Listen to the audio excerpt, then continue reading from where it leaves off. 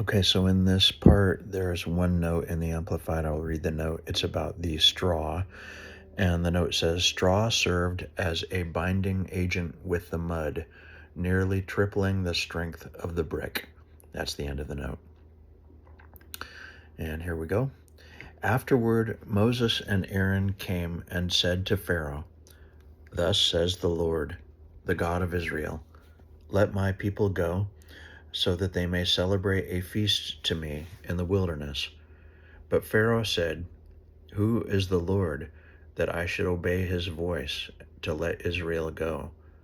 I do not know the Lord, nor will I let Israel go." Then they said, "The God of the Hebrews has met with us. Please, let us go on a 3 days journey into the wilderness and sacrifice to the Lord our God, so that he does not discipline us with pestilence or with the sword." But the king of Egypt said to Moses and Aaron, "Why do you take the people away from their work? Get back to your burdens." Pharaoh said, "Look, the people of the land are now many, and you would have them stop their work." The very same day Pharaoh gave orders to the Egyptian taskmasters in charge of the people and their Hebrew foremen, saying, "You will no longer give the people straw to make brick as before. Let them go and gather straw for themselves. But the number of bricks which they were making before, you shall still require of them. You are not to reduce it in the least, for they are idle and lazy. That is why they cry, 'Let us go and sacrifice to our God.' Let labor be heavier on the men, and let them work hard at it, so that they will pay no attention to their gods' lying words." Then the Egyptian taskmasters in charge of the people and their Hebrew foremen went out and said to the people, "Thus says Pharaoh, I will not give you any straw. Go get straw for yourselves wherever you can find it. But your work quota will not be reduced in the least." So the people were scattered throughout the land of Egypt to gather stubble to use for straw. And the taskmasters pressured them, saying, "Finish your work, fulfill your daily quotas, just as when there was straw given to you."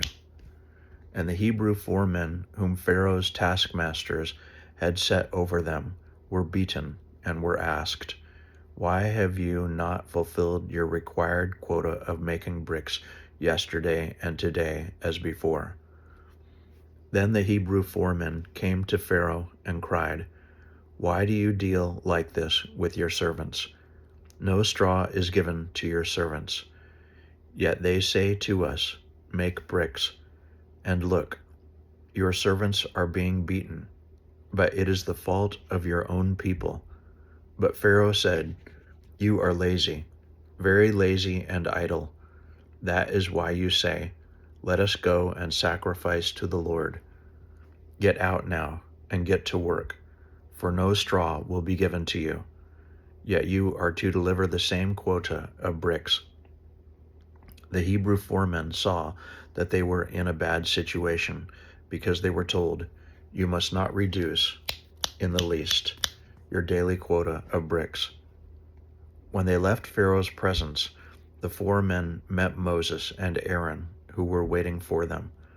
And the foremen said to them, "May the Lord look upon you and judge you, because you have made us odious, something hated, in the sight of Pharaoh and his servants, and you have put a sword in their hand to kill us." Then Moses turned again to the Lord and said, "O Lord, why have you brought harm and oppression to this people? Why did you ever send me? I cannot understand your purpose.